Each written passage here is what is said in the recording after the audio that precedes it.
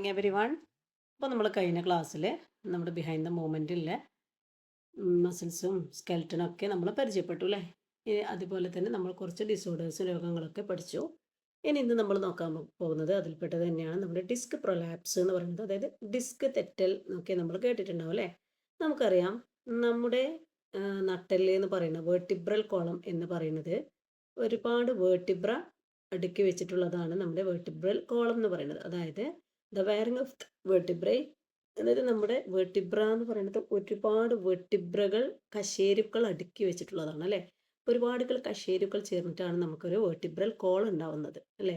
അപ്പം ഈ ഓരോ വേർട്ടിബ്രയുടെയും ഇടയിൽ നമുക്കൊരു ഇന്റർ വേർട്ടിബ്രൽ ഡിസ്ക് കാണാൻ പറ്റും.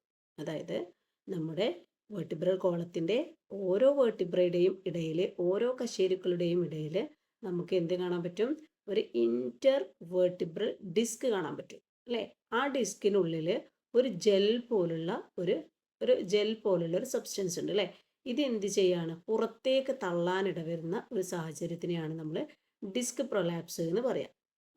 The wearing of the vertebrae, sudden shock and continuous strain on the vertebral column can cause the bulging out the gel-like part inside the intervertebral disc. അതായത് നമ്മുടെ കശേരുക്കൾക്ക് ഇടയിലുള്ള, അതായത് വെർട്ടിബ്രേൻ്റെ ഇടയിൽ നമുക്കൊരു ഡിസ്ക് കാണാൻ പറ്റും. അതാണ് ഇന്റർവേർട്ടിബ്രൽ ഡിസ്ക്.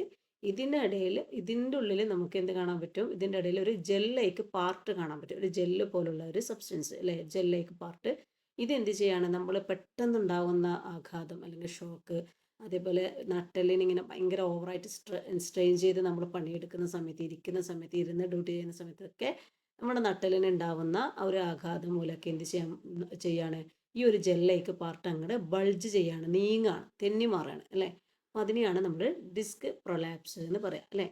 അപ്പോൾ ഈ ഡിസ്ക് പ്രൊലാപ്സ് എന്ന് പറയുന്ന ഈ ഒരു അസുഖം നമുക്ക് ഭയങ്കരമായിട്ട് അല്ലേ, it will cause severe back pain അല്ലേ, weakening and of the legs and loss of sensations. അതായത് നമുക്ക് അവിടെ ഒന്നും തൊട്ടാൽ അറിയ പോലും ഇല്ല അല്ലേ. അതായത് അവിടെ എന്താ പറയുക, തരിച്ച പോലുള്ളൊരവസ്ഥ ഉണ്ടാവുക. അതായത് നമുക്കൊന്നും അറിയില്ല, ബലക്കുറവുണ്ടാവും കാലുകളും കൈകളിലൊക്കെ. അതേപോലെ നമുക്ക് അവിടെ ഒന്നും തൊട്ടാൽ അറിയില്ല അല്ലേ, അതേപോലെ സെൻസേഷൻസ് ഒന്നും ഇല്ലാണ്ടാവും. ഇങ്ങനെയുള്ളൊരു സിറ്റുവേഷൻ വന്നു കഴിഞ്ഞാൽ ഒരിക്കലും അത് നമുക്ക് സ്വന്തമായിട്ട് എന്ത് ചെയ്യാൻ പറ്റില്ല, നമുക്ക് സ്വന്തമായിട്ട് അത് ട്രീറ്റ് ചെയ്യാൻ പറ്റില്ല അല്ലേ. This situation requires immediate medical aid. ഇപ്പോൾ ഇങ്ങനെയുള്ള സിറ്റുവേഷനിൽ ഉറപ്പായിട്ട് നമ്മൾ എന്ത് ചെയ്യണം? വളരെ പെട്ടെന്ന് തന്നെ നമുക്ക് വൈദ്യസഹായം ആവശ്യമാണ് എന്നാണ് പറയുന്നത്. ഓക്കെ, ഇതാണ് ഡിസ്ക് പ്രൊലാപ്സ്. ഇനി നെക്സ്റ്റ് നമ്മൾ നോക്കാൻ പോകുന്നത്, നമ്മൾ ഇത്ര നേരം നോക്കിയത് നമ്മുടെ ഓർഗാനിസത്തിൻ്റെയും ഹ്യൂമൻ ബീയിങ്സിൻ്റെയും ഒക്കെ മൂവ്മെൻറ്റ്സിനെ പറ്റിയിട്ടായിരുന്നു. ഇനി നമ്മൾ ഡിസ്കസ് ചെയ്യാൻ പോകുന്നത് ഡു പ്ലാന്റ്സ് മൂവ്. ഇനി പ്ലാന്റുകൾ മൂവ് ചെയ്യാറുണ്ടോ, സസ്യങ്ങൾ ചലിക്കാറുണ്ടോ എന്നുള്ളതാണ് ഇനി നമ്മൾ നോക്കാൻ പോകുന്നത്. തീർച്ചയായിട്ടും ഉണ്ട്. നമുക്കറിയാം, ഒരു പ്ലാന്റ് നമ്മുടെ ജനലാലയൊക്കെ അരികൊക്കെ വെച്ച് കഴിഞ്ഞാൽ എപ്പോഴും പ്ലാന്റിൻ്റെ ആ ഒരു പോക്ക് എന്ന് പറയുന്നത് പുറത്തേക്ക് ലൈറ്റിനോടായിരിക്കും. അതായത് സൺലൈറ്റിനെ നോക്കിയിട്ടായിരിക്കും ആ ഒരു പ്ലാന്റ് ആ ഒരു ഭാഗത്തേക്ക് മൂവ് ചെയ്യുന്നതായിട്ട് നമുക്ക് കാണാൻ പറ്റും അല്ലേ. അപ്പോൾ നമുക്കറിയാം, ഓരോന്നിനും ഓരോ സ്റ്റിമുലസ് ഉണ്ട്, അതായത് ആവേഗങ്ങളുണ്ട്. അതിനനുസരിച്ചിട്ടാണ് അവരെന്ത് ചെയ്യുക, വളരുക. അപ്പോൾ ഇവിടെ ഫോട്ടോട്രോപ്പിസം, ഹെട്രോട്രോപ്പിസം എന്ന് പറഞ്ഞിട്ട് കുറച്ച് ട്രോപ്പിസം പഠിക്കാനുണ്ട് അല്ലേ. അപ്പോൾ ഫസ്റ്റ് വണ്ണാണ് ഫോട്ടോട്രോപ്പിസം.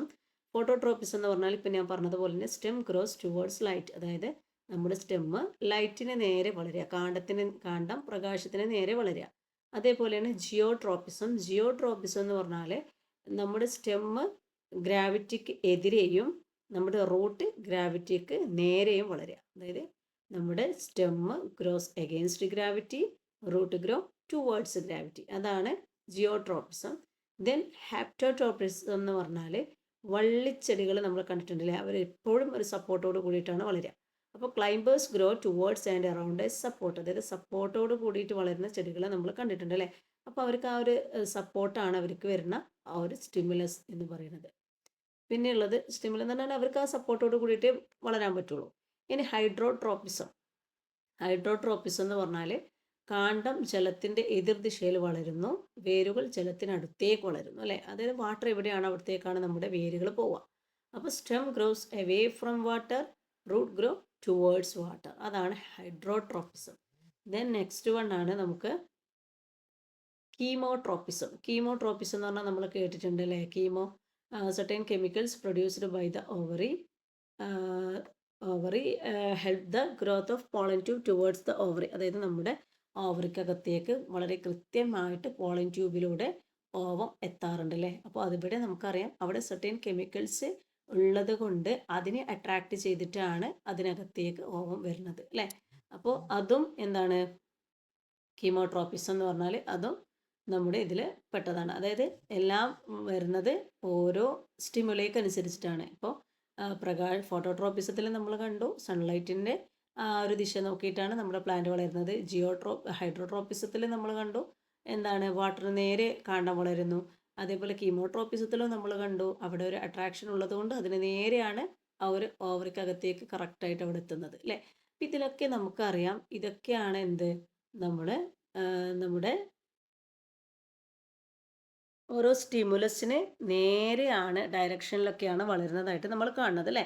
അപ്പോൾ movement according to the direction of stimuli, ഇങ്ങനെ സ്റ്റിമുലസിന് നേരെ ഡയറക്റ്റായിട്ട് വളരുന്നതിനെയാണ് നമ്മൾ ട്രോപ്പിക് മൂവ്മെൻറ്റ് എന്ന് പറയാം. അതായത് ഈ പറയുന്ന പ്ലാന്റിൻ്റെ മൂവ്മെൻറ്റിനെ നമ്മൾ can be divided into tropic movement and nastic movement.